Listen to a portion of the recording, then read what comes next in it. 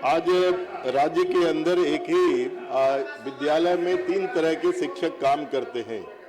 एक तो जो नियोजित है और विशिष्ट शिक्षक के रूप में एग्जामिनेशन नहीं देने के कारण वो अभी हैं। दूसरा है कि जो विशिष्ट शिक्षक हैं, और तीसरा जो है बीपीएससी शिक्षक हैं। और इस तीनों में एक ही विद्यालय में किसी शिक्षक को मकान किराया भत्ता जो है शहरी एचआरए मिलता है और किसी को नहीं मिलता है, और दोनों। और दूसरी बात है कि उसके अंदर में भी जो है डिफरेंस किया हुआ है। किसी को 10% मिलता है, किसी को 8% मिलता है, किसी को 4% मिलता है।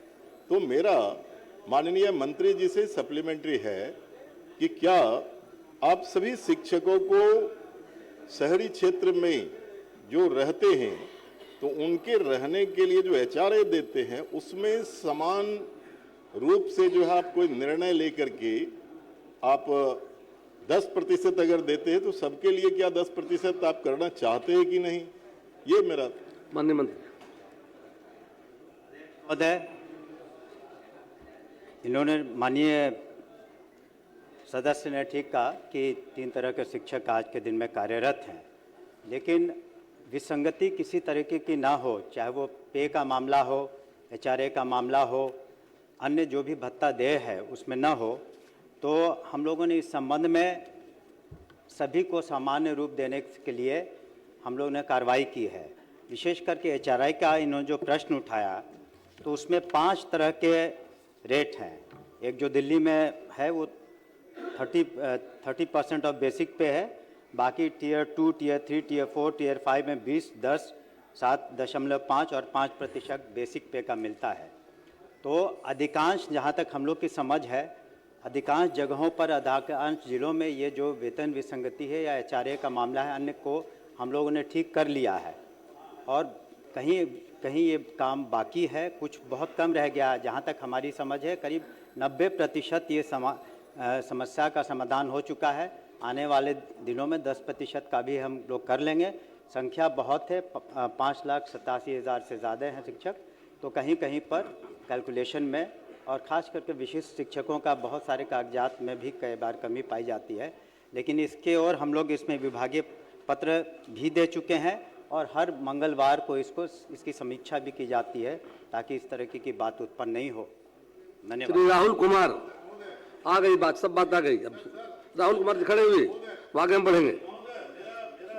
अब बैठ जाइए प्लीज। आपका स्पष्ट हो गया, जवाब स्पष्ट हो गया।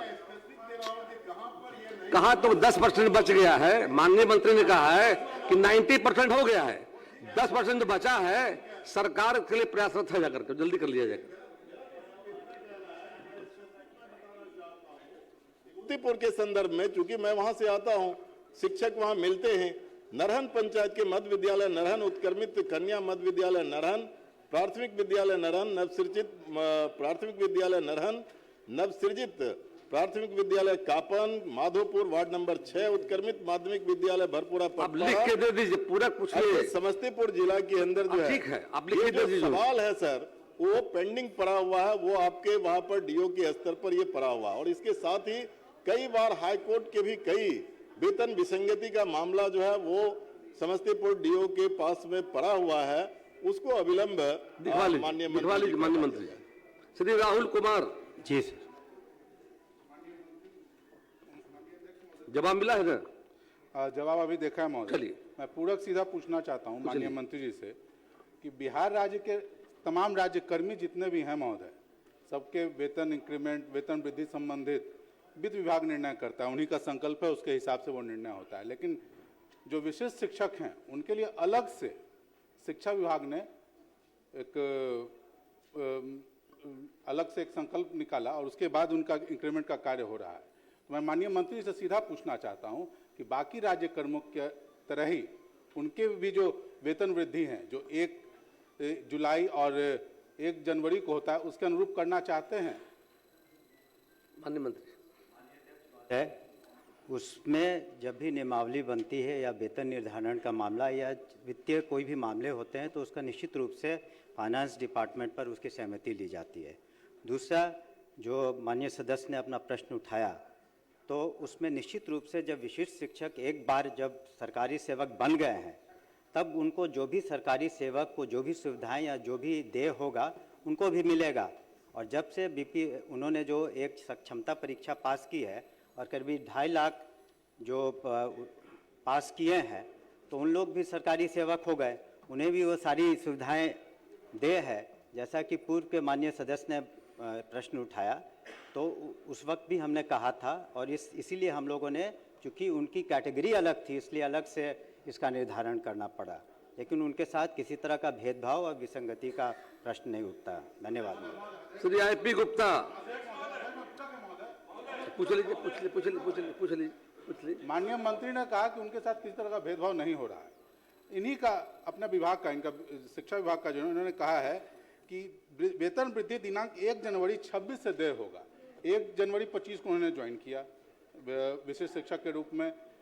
जो जनरली जो भी वित्त विभाग से हैं उनको जुलाई 1 से मिलना शुरू होता है, तो पूरा 1 साल का इनका वेतन वृद्धि समाप्त हो गया। जबकि राज्य के अन्य कर्मी अगर होते तो उनको वेतन वृद्धि वित्त विभाग के हिसाब से होता। मैं माननीय मंत्री से सीधा जानना चाहता हूँ कि वो बाकी कर्मियों के तरह ही ये जो उनका आदेश है इसको निरस्त करके वित्त विभाग के आदेश के आलोक में आदेश निर्गत करवाना चाहते हैं कि नहीं। और दूसरा, जो भी वेतन विसंगति है और जो अरियर भुगतान हो रहा है, तो उसको तत्काल रूप से एकदम मिशन के रूप में, क्योंकि हर जगह पे इस पर लेकर अलग अलग जगह पर भ्रष्टाचार के और पैसे का डिमांड किया जा रहा है कि अब अरियर आपको मिलेगा, लेकिन तो माननीय मंत्री सीधे मैं 2 पूरक जो पूछना चाहता हूं कि जो भी उनको अरियर पेमेंट होना है तो बिना किसी भ्रष्टाचार के, बिना किसी अलग से पैसा दिए पेमेंट हो। और दूसरा, वित्त विभाग के अनुरूप बाकी राज्य कर्मी के हिसाब से उनको वेतन वृद्धि का लाभ देना चाहते हैं कि नहीं देना चाहते हैं, ये मैं सीधा जानना चाहता हूँ। माननीय अध्यक्ष महोदय, जहाँ तक प्रश्न है एरियर्स का, तो वो DBT के माध्यम से, चूँकि सरकारी सेवक हैं, HRMS पोर्टल पर ह्यूमन रिसोर्सेज मैनेजमेंट सिस्टम है, जिसके तहत जो भी वो सॉफ्टवेयर है जिसमें पूरे बिहार के सरकारी सेवकों को दिया जाता है, तो किसी को कोई चेक या अलग से कैश नहीं दिया जाता। इसलिए भ्रष्टाचार का अगर कोई मामला है और ऐसे हमारी नज़र में नहीं है, तो वो डायरेक्ट DBT के माध्यम से HRMS पोर्टल के थ्रू उन्हें दिया जाता है। तो एरियर्स कैलकुलेट करके सीधे उनको पेमेंट होता है। और जहाँ तक इन्होंने जो डेट्स का बताया है उसको हम देख लेंगे, लेकिन जहाँ तक है कि आप एक बार जब पास कर जाते हैं उसके बाद आपकी काउंसलिंग होती है। चूँकि संख्या बहुत थी, 2.5 लाख से ऊपर थे, तो काउंसलिंग में उसको वक्त लगा, काउंसलिंग के बाद ही आप ज्वाइनिंग करते हैं, इसलिए इस तरह की बात हुई। फिर भी चूँकि माननीय सदस्य ने इस प्रश्न को उठाया, उसको पुनः हम विचार करेंगे। IP गुप्ता, श्री IP गुप्ता जी, अनुमति आपको नहीं है, बैठिए आप पहले। गुप्ता जी खड़े होइए, बैठिए, सारी बात आ गई है, बिना अनुमति के नहीं बोलिए। संदीप सौरभ बैठिए, आ गया सारी बात, राहुल जी ने सारी बात रख दिया है। चलिए गुप्ता जी खड़े होइए, आप प्लीज खड़े होइए आप। सर महोदय, मेरा सवाल सरकार से ये था कि क्लस्टर किचन के माध्यम से स्कूलों में जो खाना पहुंचाया जा रहा है वो गुणवत्ता विहीन है और ठंडा खाना पहुंचाया जाता है। सरकार का जवाब था अस्वीकारात्मक है, फिर विद्या भी है। अब सरकार कहती है कि जिसका अनुपालन ठीक है, NGO सप्लाई कर रहा है। इसमें मेरे 2 पूरक हैं सर। एक सरकार कहती है कि गुणवत्तापूर्ण गर्मा गर्म खाना पहुंचाया जा रहा है। ये जो गर्मा गर्म है, इसका टेम्परेचर नापने के लिए क्या सरकार के पास सेंट्रलाइज्ड कोई थर्मामीटर है? नंबर 1। दूसरा, आप सरकार रसोइया को बहाल करके रखी है स्कूलों में, 2 से 7 है छात्रों के संख्या के अनुसार से। जब आपके पास रसोइया है तो क्या सरकार ये जो क्लस्टर किचन बाहर में बिठा रखी है NGO के माध्यम से, हम अब वही NGO हमारे पास जो रसोइया उसको यूज करके स्कूल में ही खाना बना सकता है कि नहीं? ये 2 मेरे पूरक है सर। माननीय मंत्री। माननीय अध्यक्ष महोदय, जहाँ तक गुणवत्ता का प्रश्न है, तो उसके लिए हम लोगों ने अच्छी संस्थाओं से थर्ड पार्टी मूल्यांकन कराया जाता है। इस आलोक में जो थर्ड पार्टी हम कहना चाहेंगे, जैसे Chandragupta institute of management and planning CIMP Patna से, Asian development research institute Adri से, Lalit Narayan Mishra institute of economic development and social change LN Mishra institute जो है, development of management institute Patna, Indian institute of management Bodhgaya, institute of hotel management catering technology and applied nutrition IHM Bodhgaya. तो इन संस्थाओं से हम लोगों ने सरप्राइज चेकिंग कराया और इसके आधार पर कुछ महीनों में हम लोगों ने जो 6 केंद्रीकृत जो भी कुछ जगहों पर जो हैं उसमें से मशरक तथा परसा, खगड़िया, बहादुरगंज, नावानगर तथा चकाई जमुई की अवधि विस्तार नहीं दे करके इन लोगों की आपूर्ति बंद करा दी है, उनको रद्द कर दिया है, क्योंकि वहाँ पर जो गुणवत्ता में शिकायत मिली थी हम लोगों ने इन इंस्टीट्यूट से थर्ड पार्टी जांच कराया है। तो इसलिए और रसोइयों का जहाँ तक माननीय मुख्यमंत्री के निर्देश पर उनका मानदेय भी दुगना हुआ और अधिकांश जगहों पर उन्हीं के द्वारा ये किया जा रहा है। लेकिन संख्या चूँकि छात्र छात्राओं की, कृपया माननीय महोदय सदन ये जानना चाहेगा, ये बताना चाहेंगे कि अमूमन जिस दिन हमारा स्कूल चलता है तो 1 करोड़ 3 लाख बच्चों को हम लोग मध्याह्न भोजन देते हैं और हम लोग के पास रसोइयाँ की संख्या करीब 2 लाख है। तो इस वजह से कई जगह ये ज़रूरत पड़ जाती है कि हम लोग एनजीओ के माध्यम से इस तरह की कार्रवाई करें। तो कहीं भी रसोइयों के हित का हम लोगों ने नुकसान नहीं होने दिया है कि इसके कारण रसोइयों का हित नुकसानदेह और अधिकांश जगहों पर वो बना रही हैं और इस तरीके से हम लोग कोशिश कर रहे हैं कि गुणवत्तापूर्ण हम लोग दें। श्री देवेश कांत सिंह, पूछ लीजिए। सवाल से जब मैं सहरसा में 4 विद्यालय में गया सर और सारे लोगों ने मुझे शिकायत किया। मैं चाहता हूं मंत्री जी संवेदनशील हो जाए सरकार, इतना ही मकसद है। मैं आपके व्यवस्था पे कोई क्वेश्चन नहीं उठा रहा, बस इतना कहना है मुझे। माननीय अध्यक्ष महोदय, अगर सहरसा के जिन जगहों का जिक्र किया है इसमें इन्होंने जनरल क्वेश्चन पूछा था, तो अगर आप लिख के दे दें तो हम अलग से उसका जांच। श्री देवेश कांत सिंह, उत्तर प्राप्त नहीं है, मैं पूछता। माननीय मंत्री शिक्षा विभाग।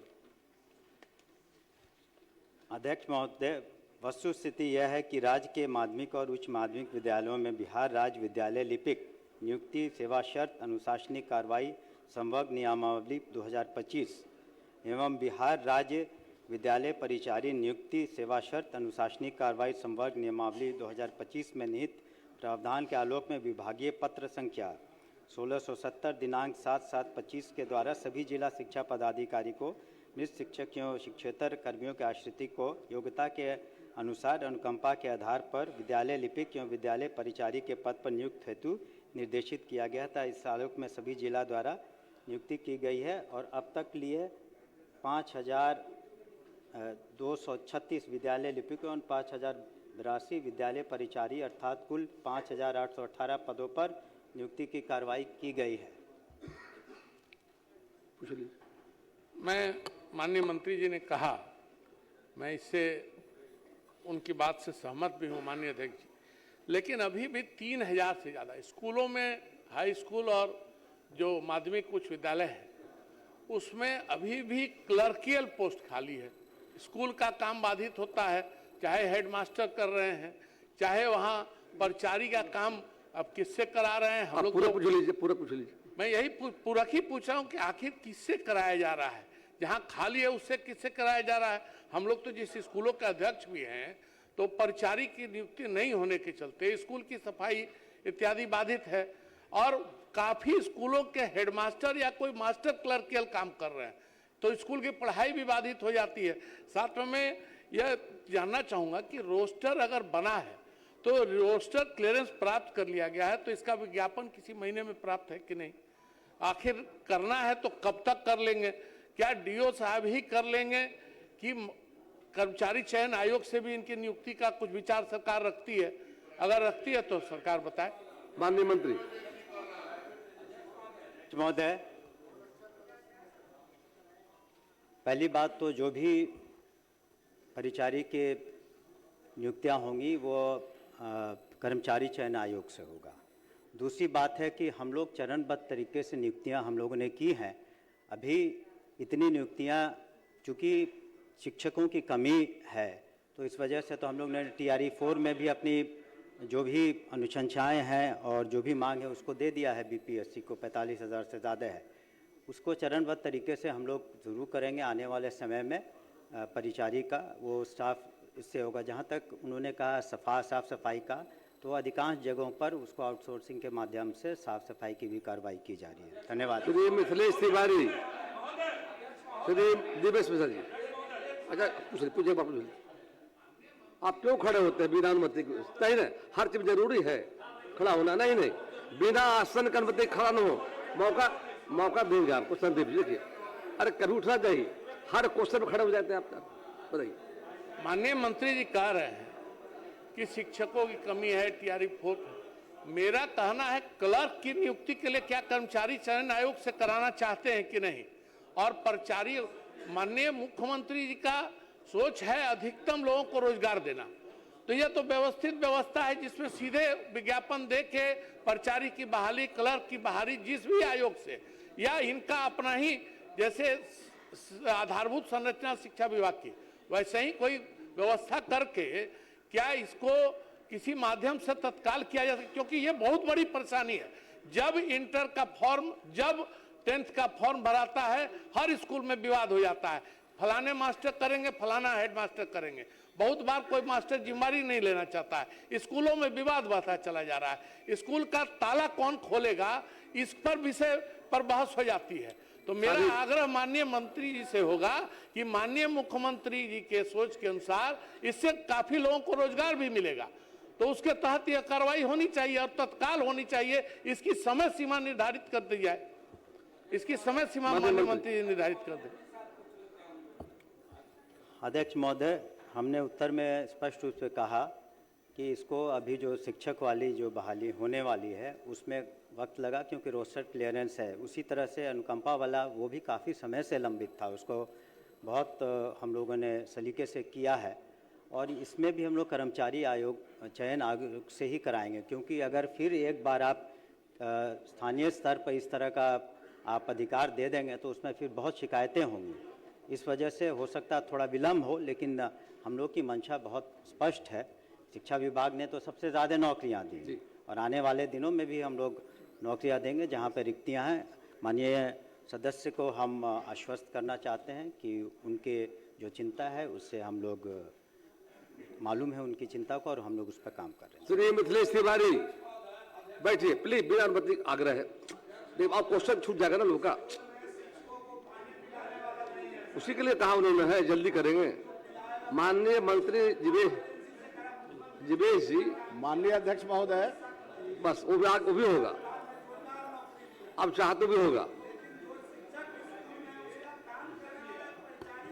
हो गया। माननीय अध्यक्ष सरकार महोदय, तैयार करने के लिए। माननीय अध्यक्ष महोदय, हाँ, मैं माननीय मंत्री जी को बधाई दूंगा कि जब माननीय नीतीश कुमार जी बिहार की बागडोर संभाले, ठीक उसी समय ये हमारे नेत्रहीन छात्र, मूक बधिर छात्र, इन लोगों की चिंता की गई माननीय अध्यक्ष महोदय।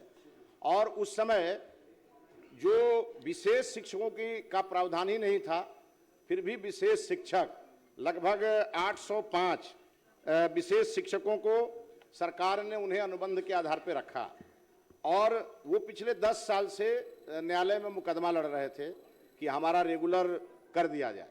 अभी 2025 में माननीय न्यायालय ने आदेश किया और माननीय मंत्री जी ने इसकी वैकेंसी निकाली, और लगभग 7,279 पदों पर विशेष शिक्षकों की नियुक्ति निकली। महोदय माननीय मंत्री जी का जवाब अच्छा है, मेरा इसमें केवल 2 ही पूरक है कि जिन 788 शिक्षक जो 20 साल से अपनी सेवा दे रहे हैं और उनमें पात्रता परीक्षा से उत्तीर्ण मात्र 663 शिक्षकों के लिए क्या कोई पात्रता परीक्षा फिर से करेंगे, क्योंकि मात्र 125 शिक्षकों का ही समायोजन हो पा रहा है।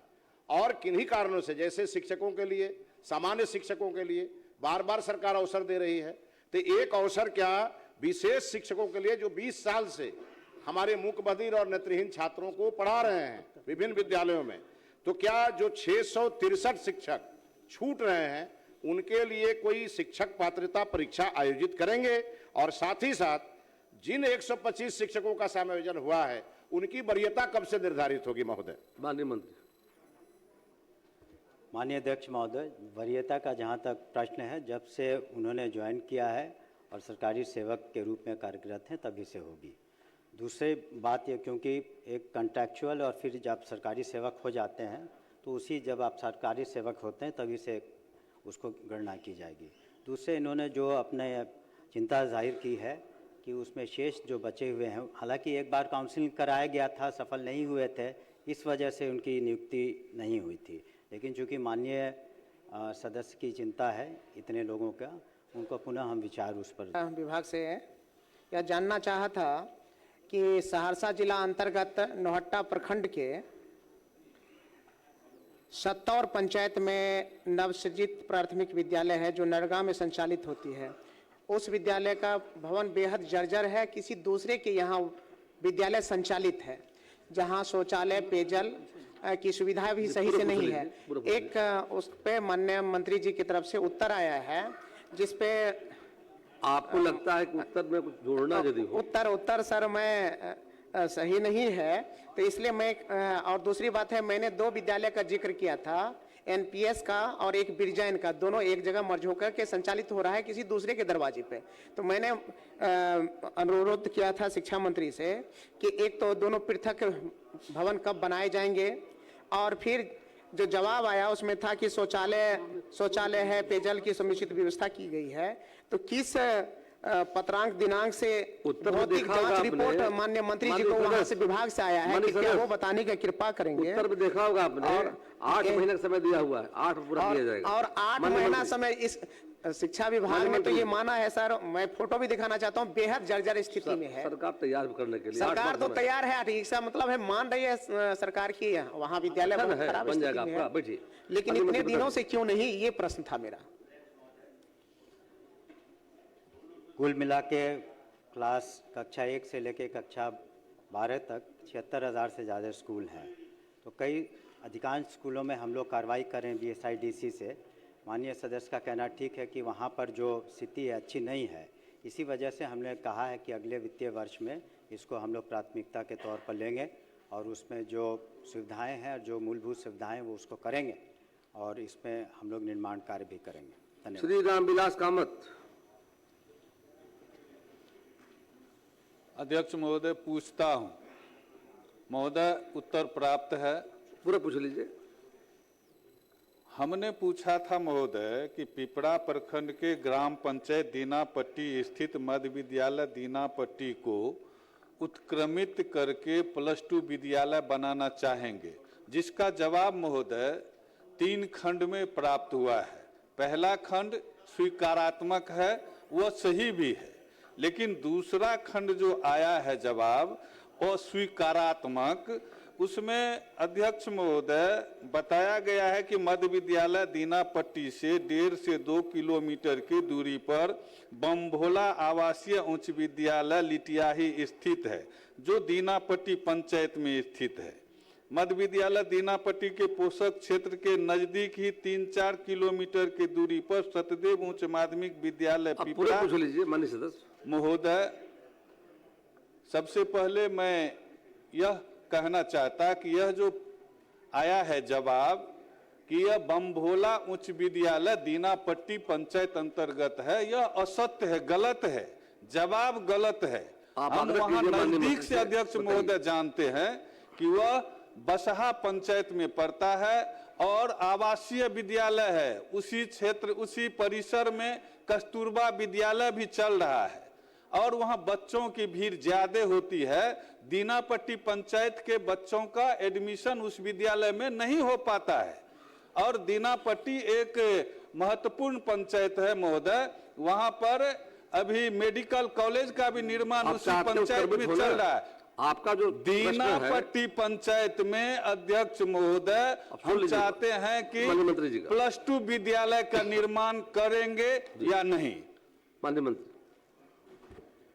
अध्यक्ष महोदय, माननीय सदस्य ने जो अपनी बातों को रखा है सदन में, तो हम पुनः स्वयं उसकी समीक्षा कर लेंगे और संख्या वास्तव में अगर छात्र छात्राओं की ज़्यादा है और दूरी भी ज़्यादा है तो उस पर ज़रूर हम विचार करेंगे। कई जगहों पर हम लोगों ने पुनः विचार करके +2 के विद्यालय खोले हैं, तो उनका भी उसमें ऐसी कोई बात नहीं है कि सही पाए जाने पर उसको हम लोग नहीं खोलेंगे। जितेंद्र कुमार, सरकार ने इतना स्पष्ट आश्वासन दिया आपको है, अब क्या बचा उसमें? कि जब सभी पंचायतों में +2 विद्यालय खोलना सरकार का निर्णय है, तो दीनापट्टी पंचायत में जो अब तक नहीं खुल पाया है, +2 विद्यालय नहीं खुल पाया है, खोलने का है, उसी के बारे में जवाब में आया है कि दूसरे पंचायत के विद्यालय को माननीय मंत्री। बताया जा रहा है। जी जी वो वहाँ हमने तो कहा ही महोदय कि इसको हम स्वयं देख लेंगे और माननीय सदस्य को भी सूचित कर देंगे कि हम लोगों ने इस पर निर्णय ले लिया। जितेंद्र कुमार। अध्यक्ष महोदय, जवाब आया है महोदय, और अधिकारियों ने महोदय उत्तर भ्रामक दिया है। महोदय, नालंदा जिला में तात्कालीन शिक्षा पदाधिकारी द्वारा स्कूल में बेंच डेस्क भेजने के क्रम में भारी पैमाने पर वित्तीय गड़बड़ी की है महोदय, और जिला निगरानी समिति के द्वारा और धावा दल के द्वारा भी जांच किया गया महोदय, जिसमें कि दोष सिद्ध हुआ है महोदय। दोषी पाए गए हैं तात्कालीन शिक्षा पदाधिकारी। फिर भी महोदय उन्हें रिवार्ड के तौर पर आरडीडीई पटना बना दिया गया। तो क्या महोदय ऐसे पदाधिकारियों को निलंबित करते हुए इन पर विभागीय कार्रवाई करने का विचार सरकार रखती है? माननीय मंत्री। माननीय अध्यक्ष महोदय, चूंकि माननीय सदस्य संतुष्ट नहीं है जो पूर्व में जो समीक्षा की गई कनीय पदाधिकारियों के द्वारा, तो उसकी हमने अलग से भी माननीय सदस्य ने हमको इस बारे में जानकारी दी है। तो वो निश्चिंत रहें कि हम लोग इसको मुख्यालय स्तर पर इसको पुनः इसकी समीक्षा करेंगे, और अगर कहीं भी गलती या गबन का मामला आएगा तो किसी भी दोषी को हम लोग बख्शेंगे नहीं। इसके लिए सुनिश्चित हम लोग कार्रवाई करेंगे। श्री शैलेश कुमार पुरबुल्लु मंडल। महोदय, एकदम स्पष्ट है महोदय, ये वरीय पदाधिकारी, जिला के वरीय पदाधिकारी, डीएम, उप विकास आयुक्त लोगों ने जांच किया है और ये दोषी पाए गए हैं, और बृहद पैमाने पे वित्तीय गड़बड़ी है महोदय, और फिर भी इन्हें आरडीडीई बना दिया गया।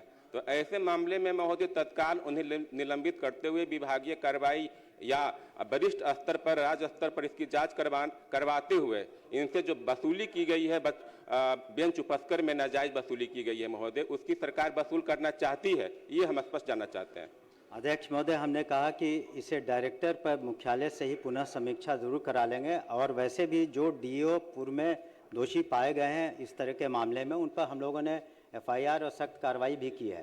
तो ऐसा नहीं है कि उनको किसी तरीके का उनको रिलीफ दिया जाएगा, और ये सेशन जैसे खत्म होता है तो एसीएस के स्तर पर इसकी हम समीक्षा करवा करके कार्रवाई करेंगे। शैलेश कुमार पुरबुल्लु मंडल, बैठिए, हो गई बात। शैलेश कुमार पुरबुल्लु मंडल। सरकार ने कहा कार्रवाई की जाएगी, विश्वास कीजिए, प्लीज बैठ जाइए, सरकार कार्रवाई की बात कर रही है। जब जो दोष सिद्ध हो गया है महोदय, दोषी पाए गए हैं महोदय, और कहिए कि 1 लाख 2 लाख का नहीं, 10-10 करोड़ का मामला का गबन का मामला है महोदय, फिर भी महोदय इन्हें आरडीडीई पटना बना दिया गया महोदय, तो तत्काल इन्हें उस पद से हटाते हुए जांच करवाने का विचार माननीय मंत्री ने आश्वस्त किया सदन को, और उसके बाद सारे मामले की जांच कराकर दोषी पर कार्रवाई की जाएगी। शैलेश कुमार पुरबुल्लु मंडल, बैठ जाइए। निदेशक डायरेक्टर के लिए राज्य स्तरीय पदाधिकारी से निदेशक के माध्यम से कराएंगे। श्री शैलेश कुमार पुरबुल्लु मंडल, श्रीमती कविता देवी, श्रीमती कविता देवी, बैठे प्लीज बैठे। जवाब आया है। माननीय मंत्री ने आश्वस्त किया सदन को, इस सत्र के बाद मुख्यालय के वरीय पदाधिकारी से पुनः इन बातों को देखकर कार्रवाई की जाएगी।